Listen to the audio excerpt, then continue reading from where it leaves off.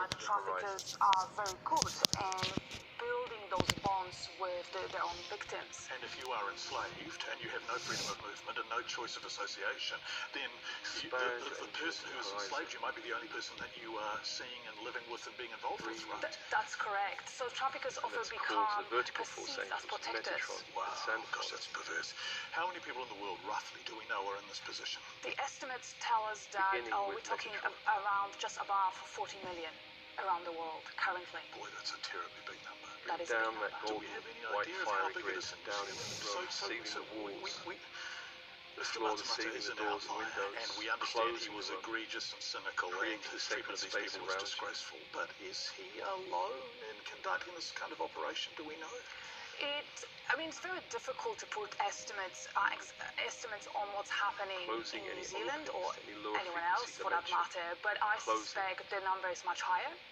And also, the importance of this case is that there is a hope that some victims that currently are victims that might have been afraid to come forward, they will be encouraged to do that. So, unfortunately, I think there will be more cases that will come across, and I'm hoping that we're going to have more honest conversation in New Zealand about the problem. So, if somebody who is a victim of this is watching now or knows somebody, one of the things I think that people are worried about when they're in this position is that the response from authorities is going to be punitive. What the hell are you doing, New Zealand? Get out of our country.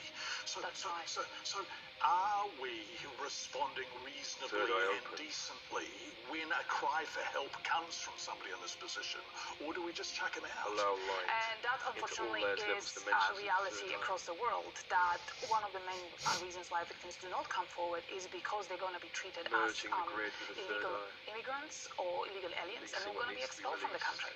So unless we design a system, and we have a system in place that will protect and offer the victims, so purely victim-focused approach, rather than punitive, rather than this being considered a national security or immigration matter.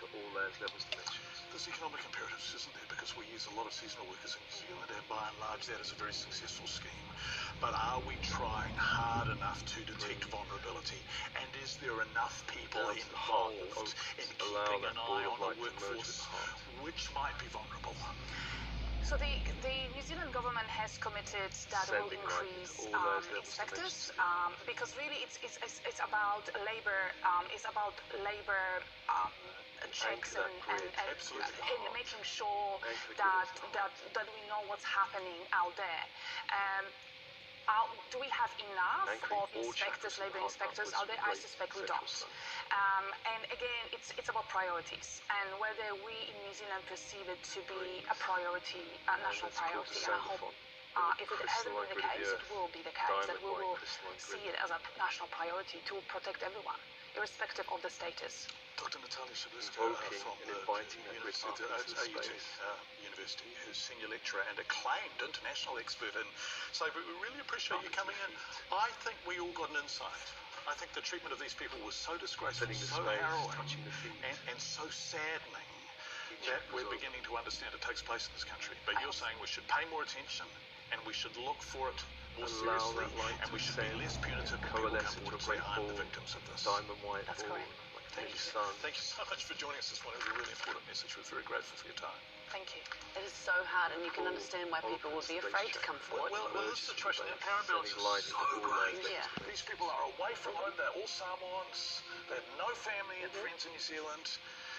And, there's essentially it's a real fear that you're going to get sent back as well. Deported. Exactly, because, that's probably likely, choose to be here now on the but, earth in this body. hopefully that we can treat our victims well. The way they deserve, nicely put. Yeah, absolutely. Coming up, what can we do to prevent severe tooth decay in young New Zealanders? Merging with the sacred.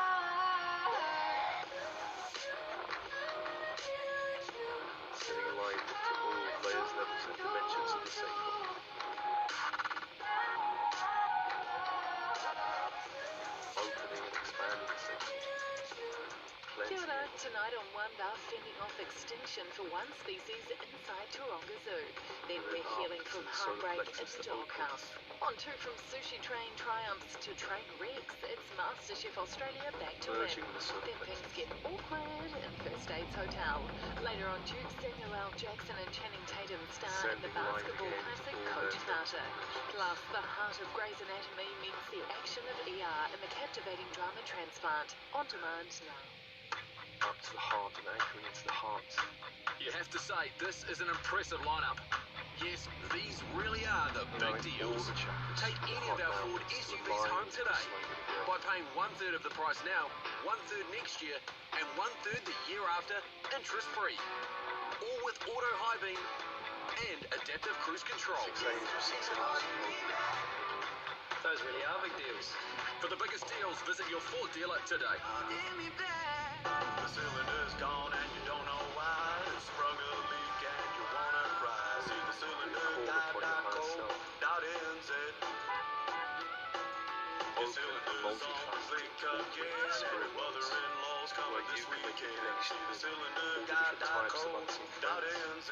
For all hot water cylinders supplied and installed, see the cylinder guy, cylinderguy.co.nz. You see the cylinderguy.co.nz.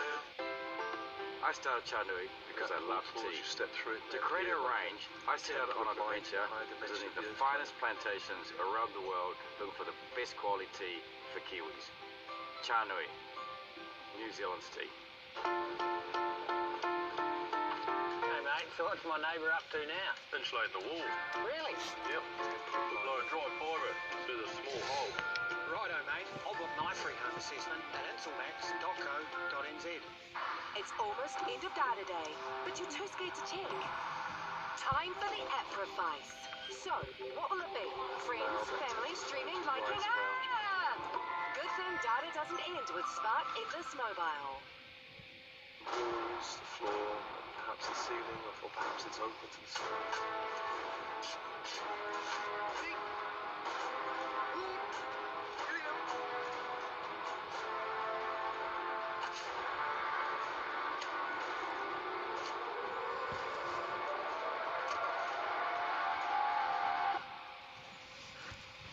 And 23,984 to go.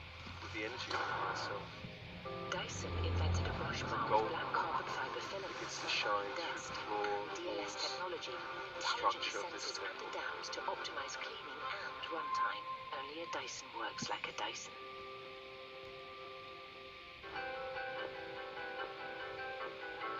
Higher self begins to create an 8-pointed star on the floor.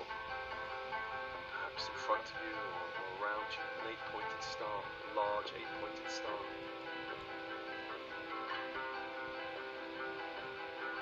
Step into the middle of that star if you're not already there.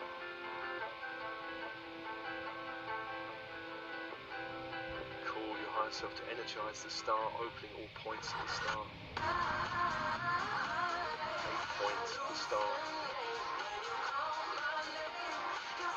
Welcome back to breakfast. When babies get their first teeth, we know they're going to eventually fall out, but that doesn't mean we shouldn't care for them. Unfortunately, new research shows New Zealand preschoolers are losing teeth to painful, preventable tooth decay, which is concerning because decay in baby teeth can affect the development of adult teeth. With us in Christchurch is Professor Philip Sholter, the lead author of the study. Welcome to breakfast. Infusing your field. Kia ora, Harry. So, thank you for inviting me. Yeah, well, thanks for coming in. What did this research find about the state of our children's teeth? Well, one of the important things we found is the rates of this thing called severe early childhood caries, which essentially means several teeth in the mouth that are rotten, decayed, or missing. The prevalence is very high amongst our 4-year-old children within New Zealand. So our study, we looked at 300,000 New Zealand children aged 4 years, and we found 15% of them had this phenomenon within their mouth. So that means it's about 1 in 7 children. The other thing we found in an earlier study that we did in Christchurch, which is the only large metropolitan area in New Zealand that doesn't have fluoridation, that rate was about 1 in 5. which I found extraordinary. In fact, I didn't believe the numbers for a start. Why is it affecting 4-year-olds? I think what's happening is that it actually occurs from birth as soon as we have teeth. But this is the first time we actually really investigate them at age 4 years, and then at 5 years when they go to school. So that's when it becomes apparent. Are there groups that are more vulnerable to this caries or tooth decay than others? Definitely. We've seen a social gradient with that. So people that are living in, we call them more deprived areas, so those that are experiencing poverty. There's the social determinants of health phenomenon, so people with lower economic status, more difficulty getting jobs, things like home ownership and those certainly have higher rates of caries as well. So there is an economic gradient to that. So what is actually causing this tooth decay? Is it sugar? I think there are many reasons. And I think you're right. I think sugar is definitely one of the causes as well. One of the, principal things what we were looking at in this study was around fluoridation in particular. We have a policy within New Zealand supporting fluoridation, but it turns out only about 54%, I think it is, children within New Zealand are in fluoridated areas. So we are interested in this study and looking to see, is fluoridation making a difference to New Zealand children in today's world? And so what we did is we used these national data and we used geospatial mapping. So we worked out which children were in fluoridated areas and which children weren't. And then looked at their severe early childhood caries, so that's the rotten teeth I said before, to see whether or not that made a difference. And it turns out in New Zealand that even in the wealthy areas, it does make a big and important difference. 20% of children who are in fluoridated areas won't have those severe early childhood caries that they would have in non-fluoridated areas. And so if this has become so obvious, why don't we just fluoridate all of our water? I think fluoridating all our water would be a really good idea. And I mean, there's research to suggest there is real economic advantages in doing that.